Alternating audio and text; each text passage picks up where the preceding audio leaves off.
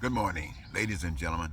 Eddie Marcus, and it's kind of early this morning, Saturday morning, but I was awakened listening to the soapbox. You know what I mean. And I was hearing information about certain topics, and the messengers were different, and the messages were different, and it represented so much confusion. And I'm thinking that this world that we're living in, I'm thinking about America that I'm living in, and I'm thinking about right around here my surroundings, and I'm thinking about the echo from about, from about, and it's nerve-wracking. It's nerve-wracking. It's about everything that exists. There's so much negativity that's attached to it, and it just makes things seem as if things are out of perspective. It's out of order. To talk about, let's say, people passing laws that would say that rich people can have access to certain privileges and poor people who could benefit from them, we will even cause more pain to them. And it just sounds like something is wrong with that, especially when you got a variation of people talking about spirituality. They're talking about God from a Catholic perspective, from a Jewish perspective, from another perspective and another perspective. And all of these perspectives accepts and in its trying to be alive establishes right before our eyes nothing but total chaos, pain and suffering, lying and cheating, alternative facts. It's just absolutely confusing. I know how there could be. And I'm figuring that you, the people, have to go through this just like me. And it's confusing to me, and I focus on it. And I was thinking about certain things that I would just like to point out because I don't want to take too much of your time. We think about what's happening with our Supreme Court, and it appears as if Americans are helpless. Yes, that's what it appears, as if this democratic process that you brag on is sent around the world as being the most beneficial, life-giving force on earth. And it appears as if you are helpless.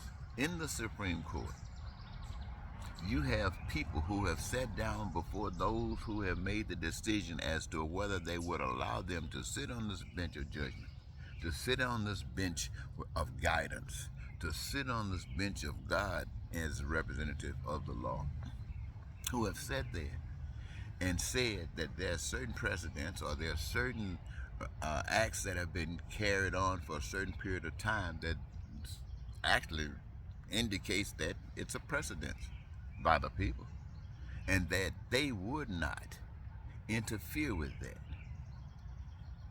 Now, this is representative of law, not politics, but law. They sat there and said this to the American public as well. Now, first of all, let's consider something before we get there. How do they get the opportunity to be on the bench?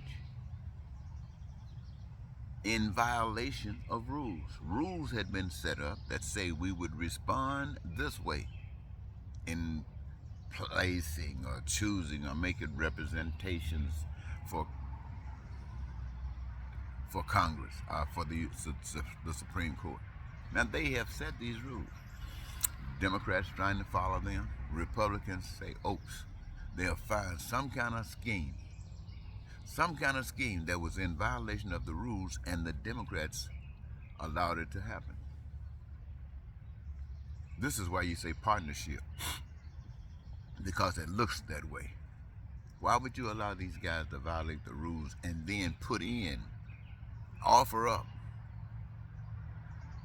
a Supreme Court justice? Yet they do it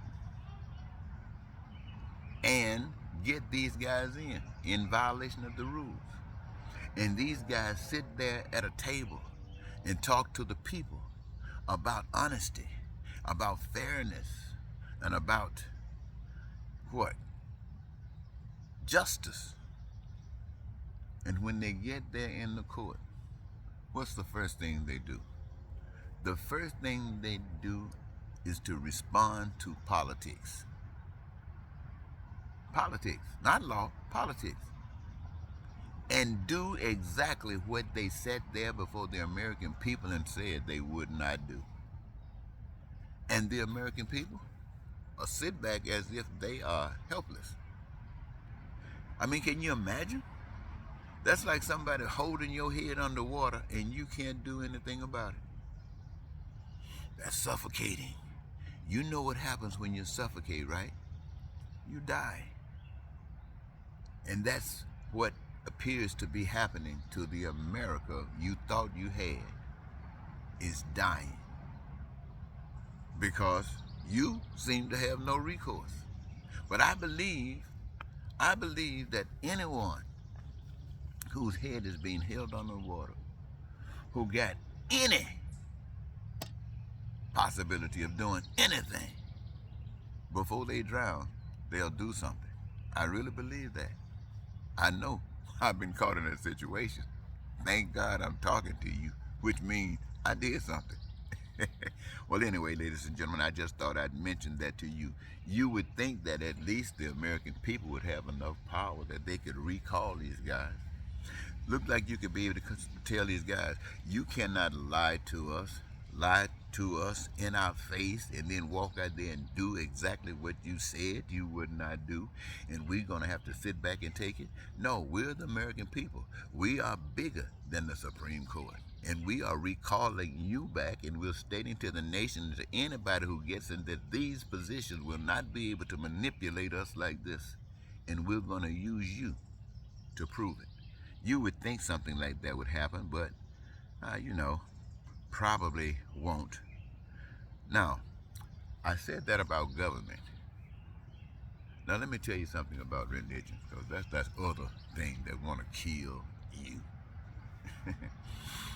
You remember that many of us were taught that there was a rich young ruler who wanted to know what it would take to enter the kingdom of God. What would it actually require of him in this moment? And the message, according to the scripture, which a lot of people believe is accurate, that he told him to go give up that rich stuff that he had. Didn't say it wasn't important. He just said, for you to make this kind of move that you ask me, go give that stuff up and give it to the poor. First of all, it probably was known that a rich person not going to give up anything. But if you serious, then go do that. And he said, no, can't do that. That's very important to me. I mean, what is heaven, salvation, saved without this money? I know what that's like, and I want nothing to do with it. Poverty is all around. I want nothing to do with it. That was the statement. So all over the earth, it appears, at one point in time, in all times, there is something that's number one in life, and that's survival. And that requires certain things. And that in itself requires certain things. And if you don't have it, that's not surviving. And so you end up doing all this other stuff. Jails, prisons, lying, cheating, stealing, all of this, while some outsmart others and they got it. They got the billions, and others living in dirt. And so they say that Jesus came down, and say that Jesus had so much power. I mean, that he could call forth and use at any time to substantiate before the people that there was something different, even though he was born of the flesh and blood, just like you and I. But there was something different. He had respect for a power that was unseen, his Father, love, God, truth. And he walked according to that as a symbol to us, we the people, how we could manipulate life if we had faith in God, if we accepted God, not faith, but accepted God. And the power was so miraculous that evilness of the human race was speaking to Jesus and says, all of these things. Now, what kind of things was he talking about? He was talking about the same kinds of things that the prosperity preachers tell their people. Plant this seed and you can have this. That's what they tell them. Have faith and you can be healed. Have faith and you can have a golden toilet.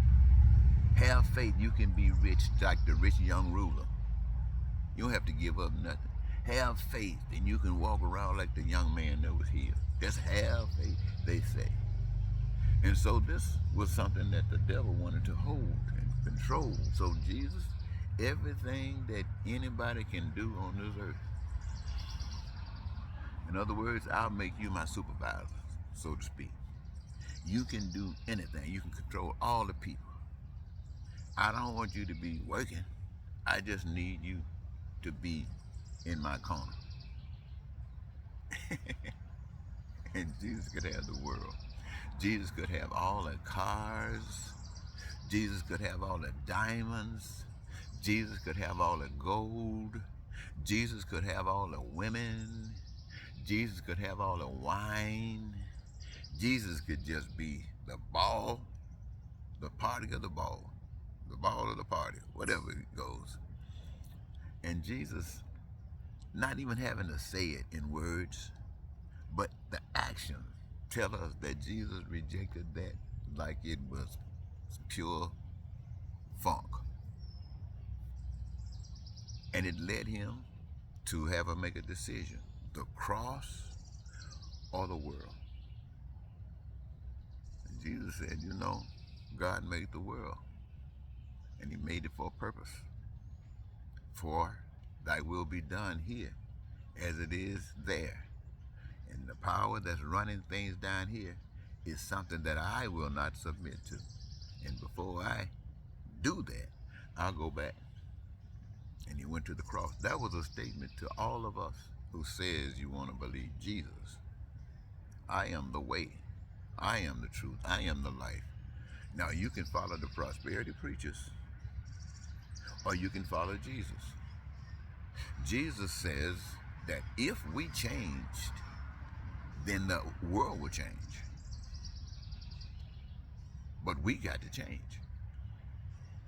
And so when you hear me speaking to you about not going the way of the Republicans or the Democrats, when you hear me talk about thy will be done on earth as it is in heaven, when you hear me talking about suffering for nothing, your needs, your wants, and your desires met at your leisure, when you hear me talking about putting your hands to a career that allows you to participate in the manifestation of all the things that exist on the earth, because God has given you the resources to do it with, the mindset and the imagination to allow you to use your hands to cause thy will being done on earth as it is in heaven.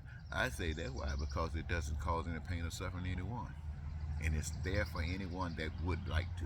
Doesn't have to, but would like to. That's the difference. That's how it's done there. Now there are rules and regulations for everything. You've heard me say that, and I still say that. And the rules and regulations that guide that are not that which guides the world. You see, in essence, what had to happen, my friends, is this, is that humankind sold out morality for the law. You see, all over the earth, you have law, but no morality. You got people trying to pretend that the law is based on morality. But when it comes down to the law you can break. It can hurt you. Morality doesn't. We just got through speaking of the law. They say that Moses led the Hebrew children out of Egypt land. And they were so crooked, he had to go find a place to spend some time alone with God. They say he came back with something they call the law. The Ten Commandments, the law, right? But God wrote the law of life on the hearts of humankind. But Moses used to be a man in government, according to the story. I don't really know, but according to the story that they told us, he was a man, so he knew the importance of rules and regulations. So that was, I can easily see that happening. Law. But did it mean anything? Really didn't, as far as the people were concerned. And this is the same thing that's happening in the Supreme Court down in the United States of America. The Supreme Court lying, crooked, doesn't mean anything. Politics, bought off, just like the world, just like the world. Morality. Humankind says we'll live according to the law. Live according to the law. See, morality does this. You don't have a reason to steal with morality. Why? Because those things that you're usually stealing and those reasons are eliminated. So you don't have to steal. Food, clothing, and shelter, all that stuff is guaranteed to you. Healthcare, everything that exists on earth, if you want to participate, it's there for your participation. And because you participate in it, making of it, then you experience your greatest joy. So you have nothing to worry there. You have nobody to be upset with. You're not trying to be God, because God is invisible, and no man is going to submit to any other man beyond your ability to support what you do. That's it. So I'm saying to the people, we got a decision to make. They're trying to take us straight to hell. The nation, when I say us, I'm talking about the nation, straight to hell. When I mean straight to hell, I'm talking about to the worst point we've ever been. That's what evil is doing. And it's using white people and black people. It's using everybody. And, believe it, it's using us, because we are only talking. They're talking about setting up a place where if you are LGBTQ or something like that, they don't want to feed you. Now, back years ago, that's what they didn't want to do the same thing to me, because I was this color. And that's supposed to be God. No, that's a devil. That's the God devil. And the world is being ran by the God devil. And until you can look around and see everybody living all right, ain't nobody suffering food. Until you can look around and see that, the world is still controlled by the devil. Until you can look around and see that the pain and suffering that is this today is gone, the world is ruled by the devil. And we are all in the midst of it. And we have no excuse. I thought I'd just share that with you. Let me let you go back. This is a Saturday morning. Many of you got things to do. Talk to you later.